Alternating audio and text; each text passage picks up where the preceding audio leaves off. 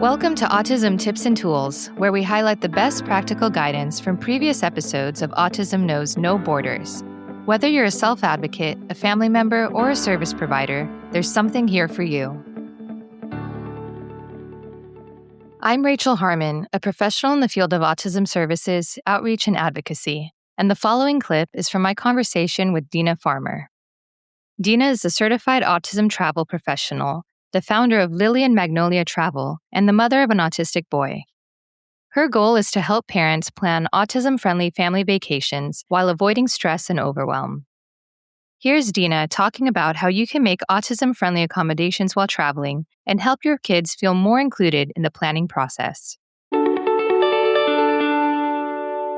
Six Flags has become an autism certified center. That's what the designation they give for like establishments and attractions. So what they've done with Six Flags is the staff is trained. They have to go through, again, some sort of training with the IBCCS. And then they have designations on the rides of like what kind of sensory things you might encounter on the ride, like if it's going to be dark, if it's got strong smells, if it's loud, if you get wet, which is, sometimes that's a big thing. I don't like getting wet on rides. Like, I would love to know that, especially if it's a roller coaster and like randomly they splash you in the face, which Universal loves to do all the time. I don't know why. But on top of like having those designations, some theme parks also have like a disability pass that helps guests that need accommodations to, so for example, if you have trouble waiting in line, that pass will help you. You'll still virtually be in line, just not physically be in line. And I love that because my son, he struggles to wait in line. So it's nice to not have to actually be physically in line. I wish that more like everywhere would do that. Like just get rid of all the lines. I'd rather just like come and scan my phone and then come back later with a return time. And then they have designated quiet areas, which I love, love, love. And it's just, somewhere that's like in a wooded area where, other guests can't necessarily see it. You kind of have to like go, behind a bush or whatever to get there. But it's nice that it's nice and quiet. And I think a lot of airports are actually doing sensory rooms. So while you're waiting for your flight, you can go to the sensory room where it's like got the nice calming lights and calming music and, low sensory encounters and be able to just chill out before you get on a plane. A lot of places are building the sensory rooms and through organizations like Culture City.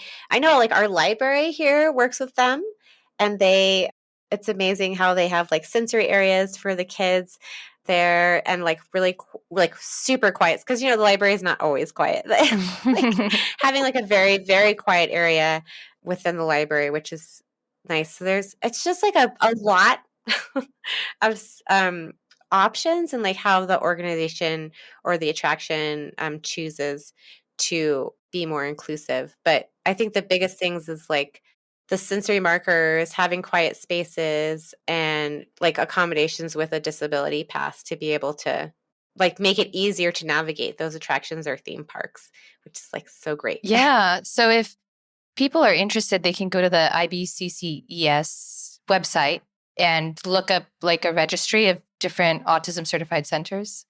Yep. All over, like hospitals, police departments, doctors' offices. Oh, that's great. But also, if you go to Autism Travel, I think it's autismtravel.com, they also have a just travel-specific organizations that have become certified in some way through the IBCCS.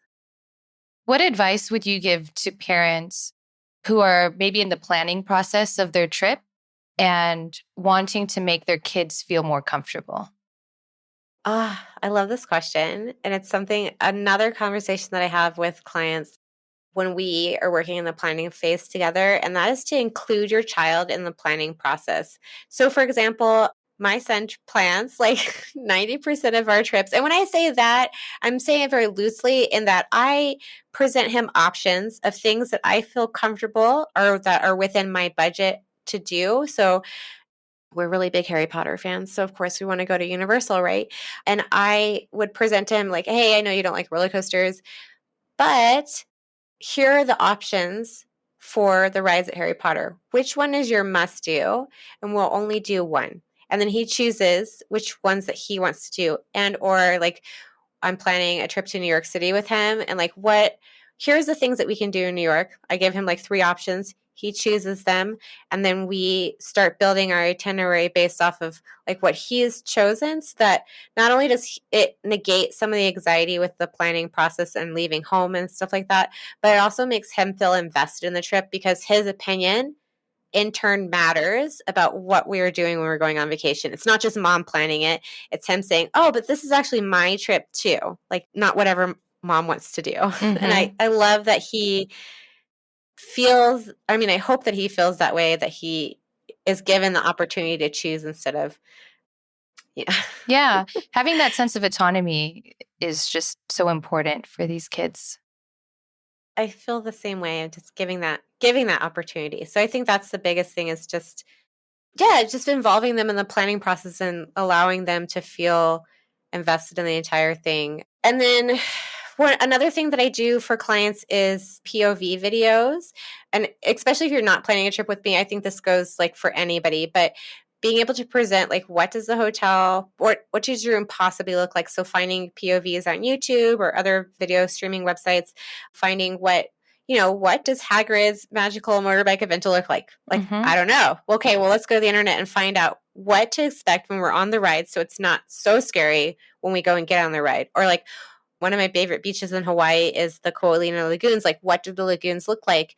Do we have shade when we go to those lagoons and those kinds of things? And it's nice that like with the prevalence of the internet, it's so nice that people are creating this content so that I in turn can share or, other families can look this up themselves of like POVs and that like for some of my clients, it's definitely helped them not feel as anxious about going somewhere. Because like, sorry, I didn't actually work with her, but I did have a conversation with an autistic adult about Disney and how she was just really nervous about not having control over the situation at Disney, which is totally understandable. It's completely chaotic there sometimes, but being able to, assure her like, hey, this is what time the parade is going to be at.